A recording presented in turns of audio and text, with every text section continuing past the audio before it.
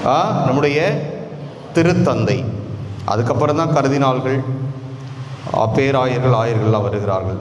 நம்முடைய தலத்திரு அவையின் தலைமை ஆயராக இருக்கக்கூடிய திருத்தந்தை தன்னுடைய ஆடுகளாகிய தன்னுடைய பிள்ளைகளை ஆப்பிரிக்க நாடுகள், பல நாடுகளுக்கு ஏறக்குறைய 10 நாட்களுக்கு மேல் சென்று சுற்றுப்பயணம் செய்து அவர்களுக்காக திருப்பலி நிறைவேற்றி அவர்களோடு இணைந்து ஜெபித்து அவர்கள் அந்த குழந்தைகளை எல்லாம் தன்னுடைய கரங்களிலே தூக்கி பெயரிட்டு ஆசீர்வாதம் கொடுத்து மகிழ்ந்து இன்புற்று மீண்டும் தன்னுடைய தாயகத்திற்கு, வத்திக்கான் நகருக்கு திருத்தந்தை அவர்கள் திரும்பினார்கள்.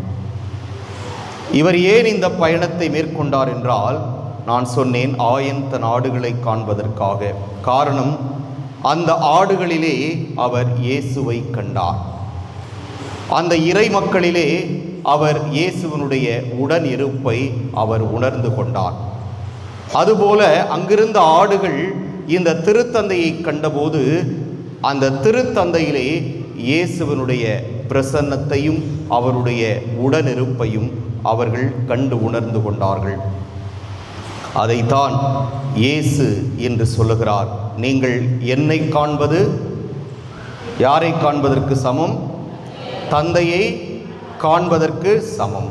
நீங்கள் என்னை ஏற்றுக்கொண்டால், அந்த குழந்தையை ஒரு இடத்துல உட்கார வைங்க, இங்கே நடந்துக்கிட்டே இருக்கு. என்னை ஏற்றுக்கொண்டால் யாரை ஏற்றுக்கொள்வதற்கு சமம்? தந்தையை ஏற்றுக்கொள்வதற்கு சமம். ஆமாம். அதனால் இருவரும் வெவ்வேறு வடிவிலே இருந்தாலும் இறைத்தன்மையில் அவர்கள் ஒருவராக இருக்கிறார்கள். எனவேதான் தந்தையை காண்பது என்னை காண்பது, என்னை காண்பது தந்தையை காண்பது என்று அவர் மிக அழகாக சொல்லுகிறார். எனவே அந்த இயேசு தந்தையாம் இறைவனை அவருடைய பிள்ளைகளாகிய நம்மில் கண்டார். நம்மில் கண்டு நம்முடைய பாவங்களை எல்லாம் போக்கி நம்மை தூயவர்களாக்கி அந்த தந்தையோடு நம்மையும் இணைக்க வேண்டும் என்பதுதான் அவருடைய ஒரு கொள்கை பிணைப்பாக இருந்ததை நாம் பார்க்கிறோம். எனவேதான் அவருக்கு பிறகு இந்த மக்களோடு இருக்க வேண்டும் என்பதற்காக இந்த நற்கருணையை நமக்கு விட்டு சென்றார்.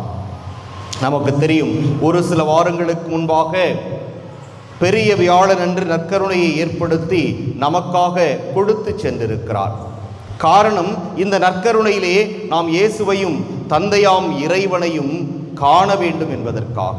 இதோ இந்த நற்கருணையிலே அவர் உயிரோடு பிரசன்னமாயிருக்கிறார். இந்த வெண்மையான அப்பமானது நடுத்திருப்பலியிலே வசீகரம் செய்யப்படுவதற்கு முன்பாக சாதாரண கோதுமையினால் செய்யப்பட்ட அப்பமாக இருந்தது.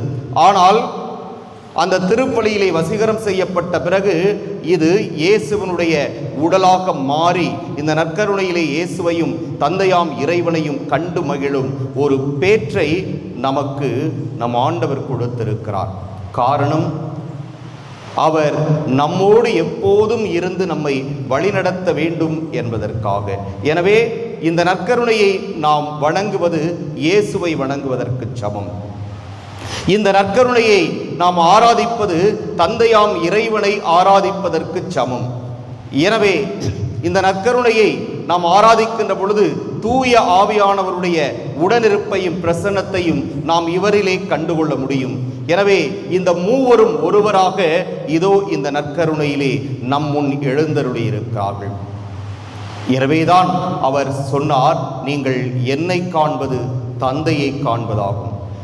தந்தையை காண வேண்டுமென்றால் என்னை காணுங்கள், தந்தையை ஏற்றுக்கொள்ள வேண்டுமென்றால் நீங்கள் என்னை ஏற்றுக்கொள்ளுங்கள் என்று மிக அழகாக சொல்லுகிறார்.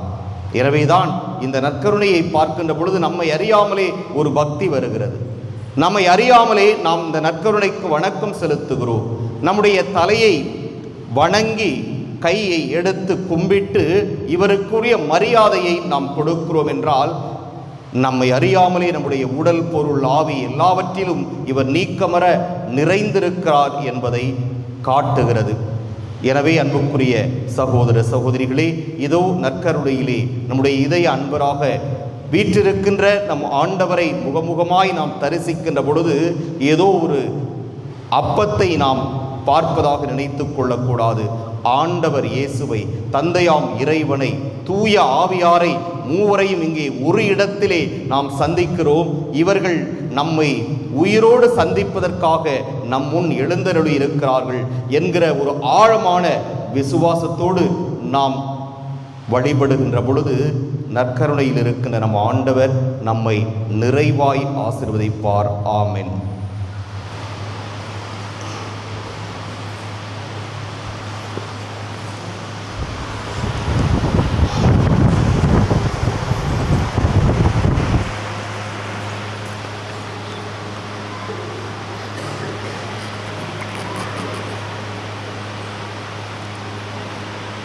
கிட்டவா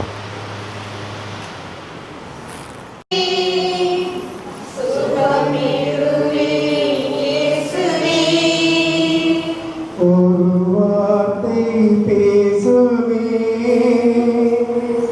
என் வாழ்வு நலமாகுமே.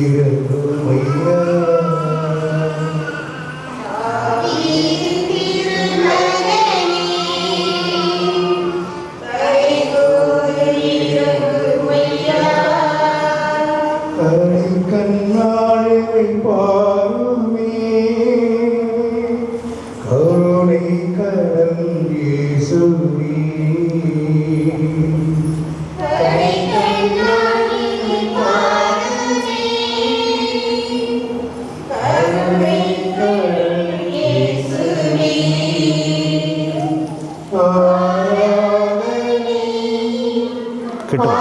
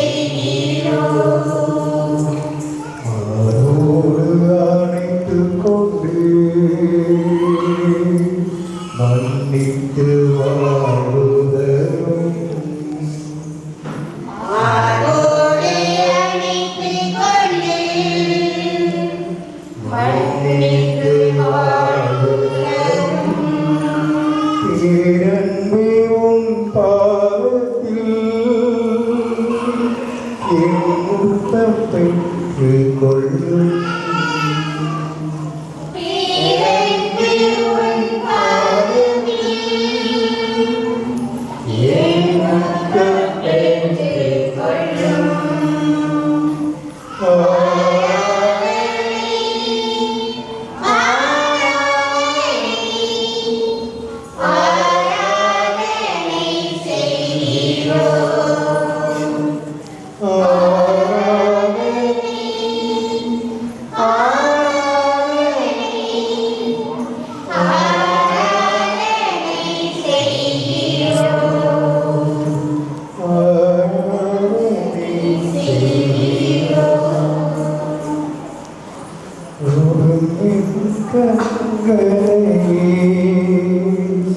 உம்மை நான் காண வேண்டுமே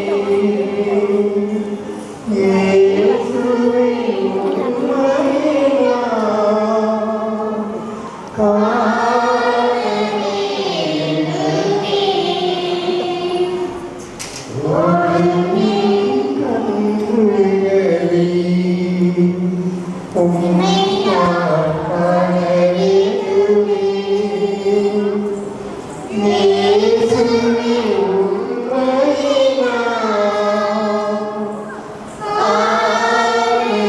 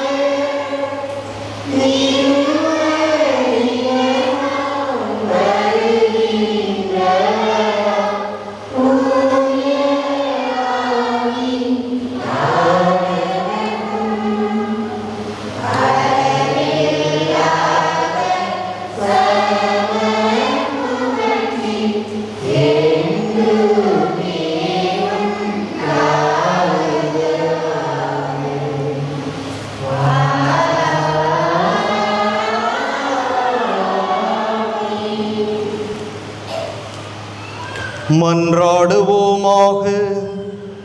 இறைவா, இந்த வியப்புக்குரிய அருளடையாளத்திலே உம்முடைய திருப்பாடுகளின் நினைவை எங்களுக்கு விட்டு சென்றீர். உமது திருவுடல் திரு ரத்தம் இவற்றின் மறைபொருளை வணங்கும் நாங்கள் உமீட்பின் பலனை இடைவிடாமல் அனுபவிக்க அருள் புரியுமாறு உம்மை மன்றாடுகின்றோம். என்றென்றும் வாழ்ந்து ஆட்சி செய்கின்றவர் நீரே.